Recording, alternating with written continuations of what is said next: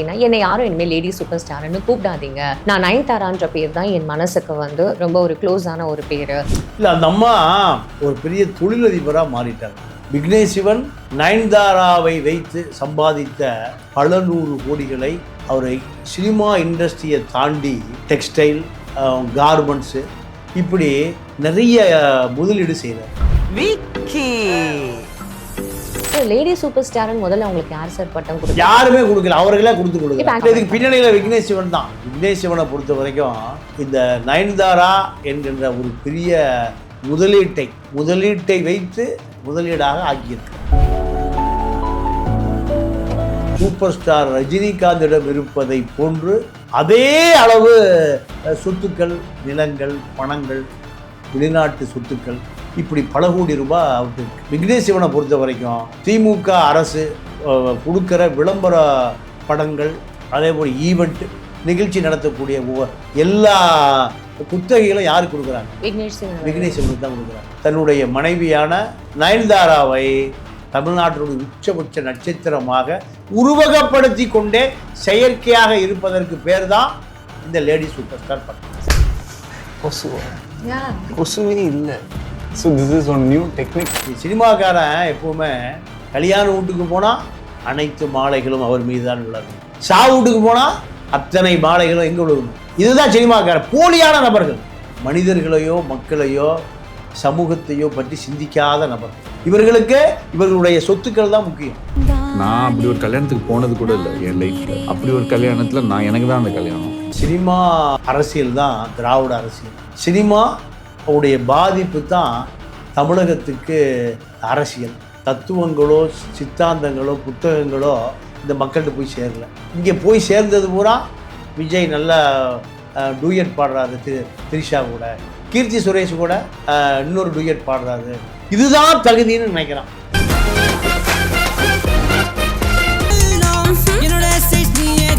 நீங்கள் விஜய் பார்த்து ஸ்டாலின் காப்பி அடித்தாலும் சரி, ஸ்டாலினை பார்த்து விஜய் காப்பி அடித்தாலும் சரி, இதெல்லாமே தமிழகத்திலிருந்து தூக்கி எறியப்பட வேண்டிய விமர்சனம்.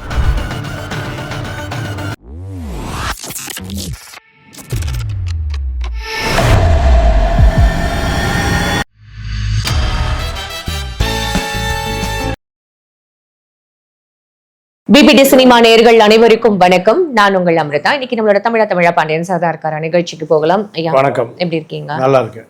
லேடி சூப்பர் ஸ்டார் நயன்தாரா இன்னைக்கு வந்து ஒரு ட்விட்டரில் ஒரு ட்வீட் போட்டிருக்காங்க. அது என்ன அப்படின்னா, என்னை யாரும் இனிமேல் லேடி சூப்பர் ஸ்டார்னு கூப்பிடாதீங்க. நான் நயன்தாரான்ற பேர் தான் என் மனசுக்கு வந்து ரொம்ப ஒரு க்ளோஸான ஒரு பேர். அதனால என்னை லேடி சூப்பர் ஸ்டார்னு கூப்பிடாதீங்க அப்படின்னு சொன்னாங்க. பட் இதுக்கு முன்னாடியே கொஞ்சம் நாளைக்கு முன்னாடி அவங்க இந்த விஷயத்த சொன்னாங்க. அதுவும் வந்து ஒரு பெரிய பரபரப்பாக பேசப்படுது. இப்போ திரும்பியும் அந்த மாதிரியான ஒரு விஷயத்தை கொண்டு வரதுக்கான காரணம் என்ன சார்? இல்லை, அந்த அம்மா ஒரு பெரிய தொழிலதிபராக மாறிட்டாங்க. விக்னேஷ் சிவன் நயன்தாராவை வைத்து சம்பாதித்த பல 100 கோடிகளை அவரை சினிமா இண்டஸ்ட்ரியை தாண்டி டெக்ஸ்டைல், கார்மெண்ட்ஸு இப்படி கேர்ஃப்ரீ இப்படி நிறைய முதலீடு செய்கிறார். இந்த முதலீடுகளுக்கு ஒரு செலிபிரிட்டி அடையாளம் வேணும். வடிவேல் சொல்லுவதை போல நானும் ரவுடி தான், நானும் லேடி சூப்பர் ஸ்டார். இந்த இமேஜ் இவரை தொழிலதிபராக மாற்றி வைத்திருப்பதற்கான ஒரு விளம்பரம். லேடி சூப்பர் ஸ்டார்னு முதல்ல அவங்களுக்கு யார் சார் பட்டம் கொடுத்து? யாருமே கொடுக்கல, அவர்களே கொடுக்கல. இப்போ ஆக்சுவலி அவங்க அந்த அறிக்கை போட்டதுக்கு அப்புறம் நிறைய பேர் கீழே கமெண்ட் போடுறது என்னன்னா, முதல்ல உங்களை யார் அப்படி கூப்பிட்டா, நீங்க சொன்னதுக்கு அப்புறம் தான் எங்களுக்கு தெரியுதுன்னு சொல்லிட்டு நிறைய பேர் அந்த மாதிரி தான் சார். இதுக்கு பின்னணியில் விக்னேஷ் சிவன் தான். விக்னேஷ் சிவனை பொறுத்த வரைக்கும் இந்த நயன்தாரா என்கின்ற ஒரு பெரிய முதலீட்டை வைத்து முதலீடாக ஆக்கியிருக்கிறார். சாதாரண உதவி டைரக்டராக இருந்த சாதாரண நபர் தான். இந்த நபர் இன்றைக்கு சூப்பர் ஸ்டார் ரஜினிகாந்திடம் இருப்பதை போன்று அதே அளவு சொத்துக்கள், நிலங்கள், பணங்கள், வெளிநாட்டு சொத்துக்கள் இப்படி பல கோடி ரூபாய் அவர்கிட்ட இருக்கு.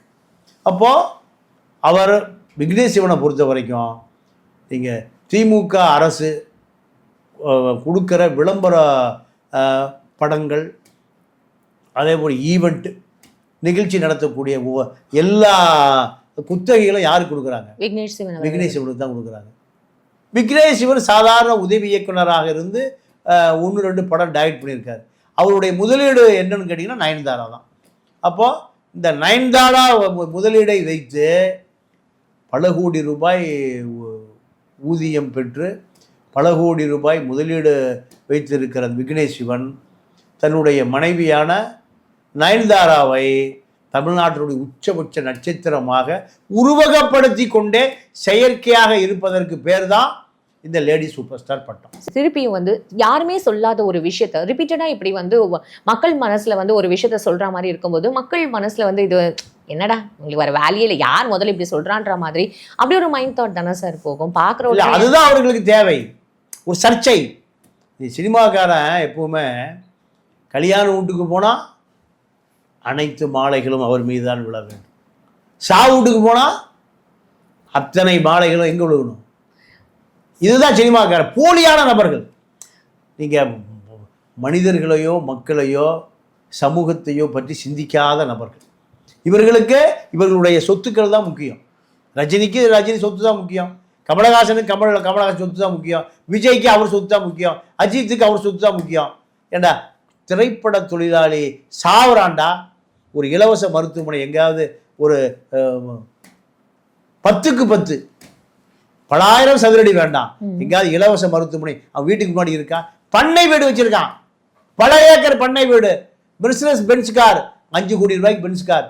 ஏன்னா நீங்கள் கேமரா தூக்குறவன், லைட்டு பிடிக்கிறவன், சாப்பாடு போடுறவன், பல ஆயிரம் தொழில்நுட்ப உதவியாளர் இருக்கான். அவனுக்கு இலவச மருத்துவமனை இலவச கல்வி எங்காவது இருக்கான்னு கேளுங்க. சார் நயன்தாரா அவர்கள் ஒரு விஷயம் இப்படி இருக்கும்போது விஜய் அவர்களையும் ஸ்டாலின் அவர்களையும் ஒரு பெரிய கம்பாரிசன் மாதிரி பேசுறாங்களே சார். விஜய் அவர்கள் வந்து தன் அண்ணா அப்படின்னு காமிச்சுக்கிறதுனால தான் இப்போ வந்து அவர்கள் ஸ்டாலின் அவர்கள் அவரோட பிறந்த நாளைக்கு ஒரு வீடியோ போட்டிருந்தார், எல்லாரும் என்ன அப்பான்னு கூப்பிடுறாங்க அப்படின்னு.